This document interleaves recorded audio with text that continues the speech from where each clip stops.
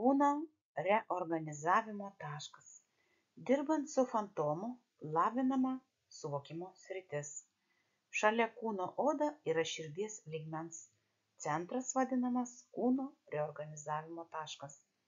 Pakelkite dešinę ranką priešais save ir be vargo meskite ją link krūtinės vidurio. Pati ranka bus pritraukta iki kūno reorganizavimo tašką. Technologija. Pastatykite savo mažą fantomą priešais save. Prie fantomo paryškinkite reorganizavimo tašką. Tai būtina, kad matytumėte, su kuo dirbate. Pasiųskite šviesos impulsą, kad užsidegtų visas fantomas.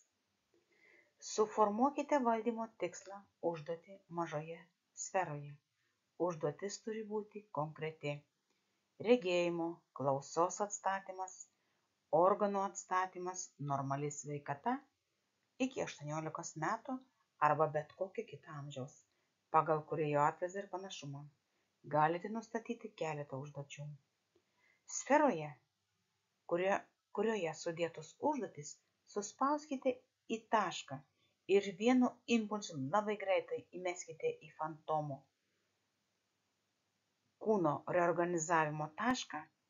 Kūne įsijungs sukimosi laukai ir jie pradės sukti spirale. Šis procesas gali būti ilgas. Kontrolinė reakcija gali būti galvos, kūno vibracija, jaučiama šiluma ir šviesa. Galite susirgti, pakelti temperatūrą. Šis paūmėjimas bus laikinas. Технологии спасения и поучения Григория Гробового о спасении и гармоничном развитии. Видео сукурили Гарсно Сигуте.